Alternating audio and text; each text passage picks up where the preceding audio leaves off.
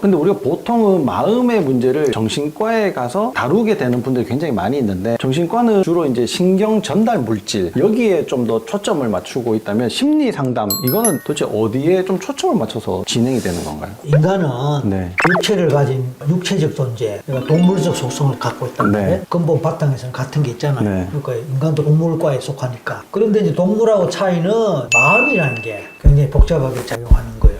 강아지 한 마리를 키워봐도 정말로 놀랍거든요. 뭐 원숭이는 말할 것도 없고. 근데 이제 인간이 그런 동물에 비할 바는 못 되지만 마음의 세계가 엄청나게 있는데, 옛부터 우리가 이제 일제유심조라고 그랬단 말이에요. 네. 그 말을 쓸 때는 그만큼 마음이 중요하다 이 말이고, 그 마음 하나 먹기에 따라서 온 세상이 달라질 수 있다라는 정도에 크게 치는데, 막상 몸 아플 때 병원에 가는 거는 맞는데 마음 아플 때 갈 데가 없는 거예요. 그럼 마음 아플 때 갈 수 있는 게 아까 말씀처럼 정신의학과를 간다 할 때, 그럼 정신과에서 마음을 열어서 봐야 되는데 마음을 열어서 보는 게 뇌를 열어서 보는 거거든요. 말하자면 뇌를 열어서 본다는 게 꼭 뇌 수술한다 이런 뜻이 아니고, 아까 말씀처럼 뇌에 있는 신경전달 물질의 작용에 의해서 마음이 만들어진다, 마음이 결정된다, 이렇게 보다 보니까 결국은 뇌 신경전달 물질을 조절하는 게 마음 조절하는 거니까, 따라서 약을 줘야 된다. 솔직히 정신과 병원에 가면 기본 이야기란 말이에요. 그게 나쁘다는 뜻이 아니고, 그 약은 꼭 필요하고 약으로 관리를 해야 되는 거는 반드시 해야 된다. 그럼에도 불구하고 근본적으로 내가 마음이 어떻게 돼서 그 마음의 작용의 결과로 뇌신경전달 물질이 영향을 받을 수 있다는 부분은 솔직히 좀 간과하는 거예요. 뇌신경전달 물질 때문에 마음이 영향을 받아요. 맞아요. 도파민이나 이런 것들 때문에 그게 과다 분비가 되거나 과소분비가 되거나 우울증이 올라올 수도 있고, 뭐 불안증이 뭐 생길 수 있단 말입니다. 반대로 내 마음이 편해져 버리면은, 불안하다가도 어떤 문제가 해결돼 버리면 마음이 편안해지잖아요. 잠도 잘 오잖아요. 그러면 그때 뇌신경전달 물질도 바뀔 수 있다는 거예요. 그렇죠. 그런 걸 우리가 이제 신체화 증상이다 이렇게 얘기하는데, 그런 증상들이 없어져 버려. 일순간에 없어지죠. 그러면 약 먹어서 그러냐? 무슨 좋은 약을 먹으려고 밤새 그렇게 금방 잠을 잘 자냐?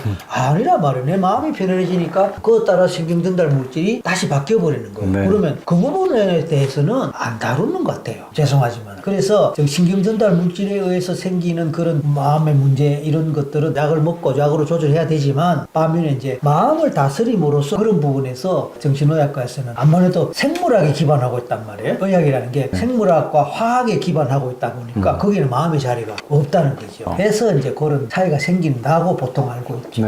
우리 이제 몸이라고 하는 게 물리적인 부분, 그다음에 화학적인 부분, 에너지적인 측면, 뭐 이걸 이제 다 같이 다루어야지 되는데, 그런 것들을 좀 해보려고 사실 정신과에서도 요즘은 이제 뭐 인지 행동 뭐 치료라든지 뭐 다른 여러 가지 상담 기법들을 많이 도입을 하고 있지만, 그래도 좀 이렇게 빨리 마음을 좀 다스려주고. 그런데 도입을 했는데 그거를 의과대학에서 도입을 해가 그거를 과목을 가르치면 되는데 그거 안 하잖아요. 의학 자체가 그게 아니거든. 의학 자체가 생물학, 화학, 물리학 이런 자연과학에 기반해서 발달한 과목이니까 거기에 심리학이라든지 마음의 자리가 없으니까 의사가 된 다음에 뭔가 보충을 해야 되는 그런 차원에서 이런 걸 보충하는 것이지, 그게 주가 아니란 말이에요. 사람들이 또 그렇게 아니까 또 약 먹는 데 대해서 뭐 또 필요하다고 생각해서 가는 분은 가는데, 약을 먹어도 해결 안 되는 분들도 해결 안 되는 분도 있고, 또 약에 대한 거부감도 있고, 왠지 약 먹으면 안 될 것 같고, 그 어느 부분은 편견도 있긴 하지만 어쨌든 그게 현실이니까.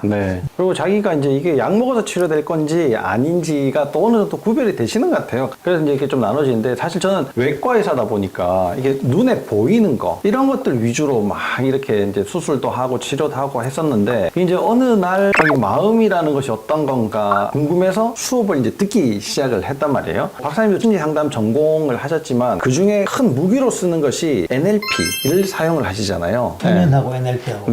다른 유튜브 영상을 찾아보신 분들은 되게 이제 신기하고 뭐 이런 느낌들을 많이 가지실 텐데, 오늘은 약간 이제 그런 것들 직접 재현하기보다는 학문적으로 이게 왜 이렇게 되는가 이런 이야기들을 좀 더 해보려고 합니다.